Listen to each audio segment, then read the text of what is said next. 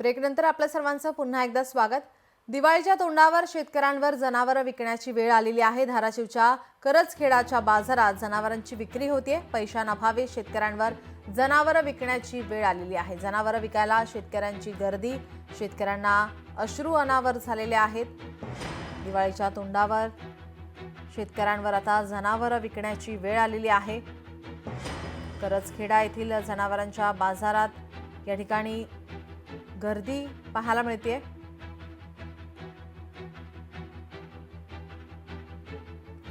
करजखेडा येथील जनावरांच्या बाजारातून आढावा घेत शेतकऱ्यांशी संवाद साधला आमचे प्रतिनिधी काकासाहेब कांबळे यांनी।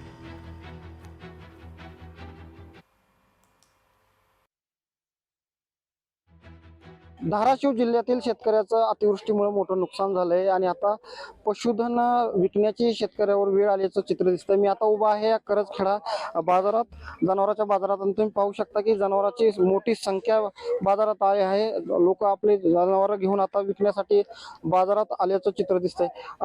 दिवाळी तोंडावर आहे, खर्च कसा भागवायचा असं आता शेतकरी सांगत आहेत। म्हणून आपल्या तळहातासारखं जपलेलं पशुधन आता विकण्याची वेळ शेतकऱ्यावर आली आहे। आता माझ्यासोबत शेतकरी आले आहेत। दादा, काय सांगाल, कशामुळे नेमकं सगळं जनावर इकायची म्हणजे पाऊस पाण्यामुळे वैरणीची अडचण, पुन्हा लोकांचं देवघेव हाय, परपंचाची अडचण आहे। दिपाळी तोंडावर आली, काय परपंचाला काय नाही। मग आता ही बाकीची काय लता कपडा लोकांचं देवघेव कशावर करायचं। मग सोयाबीनसाठी लोक देवघेव होते, लोकांचं 2-5 काढलेलं ते देव म्हणल्यानंतर सोयाबीन पुरं गेलं पाण्यानं, कांद गेलं, मग नंतर देवघेव कशानं करायचं। मग ही 2 जनावर इकल्याशिवाय पर्याय नाही दुसरी आम्हाला। त्याच्यासाठी बैल बाजारला आणली। बैल 2 आहे, ती घरी 2-3 गाय आहे, त्या बैल इकायला आणले। ते गाईसांना मार्केट नाही, 10,000ला 5,000ला गाय मागते, ती कशी इकायच्या। दुधाची जनावर आहे, ती दुधाला मार्केट नाही। मग काय करायचं, त्याच्याशिवाय बैलाची पर्याय। मग आता बैल इकल्याशिवाय भाग नाही। किंमत म्हणजे मोरची पार्टी आता कशी मागते कशी नाही काय, आता त्याच्यावर अवलंबून आहे किमतीचं, घेणारावर आहे। आम्ही इकायला आणले ती बरोबर आहे, पण मागणारा कसा मागतोय, आता मोरची पार्टी कशी मागते काय आम्हाला माहिती आहे का। पण गेली सगळी पाणी लागून गेलेली आहे ती। पुन्हा जनावरला चाऱ्याची ही आहे ती 2-2 जनावर आता दिपाळी तोंडावर आलेली आहे। सणाची आता ही झालेली आहे ती, पैसा खर्च आहे नाही म्हणून आता ती शेतीतल्यावर राहणार नीट करण्यासाठी ही करते। मस्त जनावर आणली ती। काय किती शेत आहे तुम्हाला आणि जनावर किती आहेत घरी, आणि काय काय नुकसान झालं? 2 म्हशी आहेत त्या, एक आणली आहे, एक आता घरी ठेवली आहे आता शेतीची मेहनत करण्यासाठी। मग ते म्हशी कांड्या इकायला आणलेली आहे।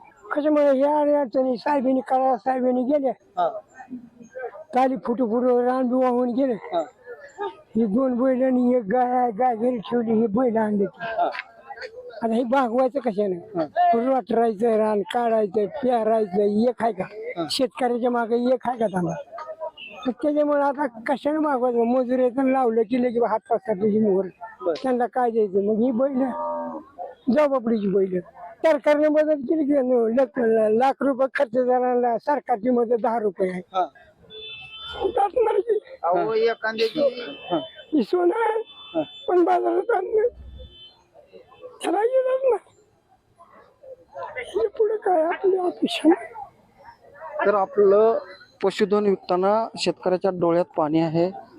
सरकारनं दिलेली मदत ही अपुरी असल्याचं आता शेतकरी सांगत आहेत। काकासाहेब कांबळे, लोकशाही मराठी, करजखेडा, धाराशिव। लोकशाही मराठी ऐका, पहा, जागरूक रहा।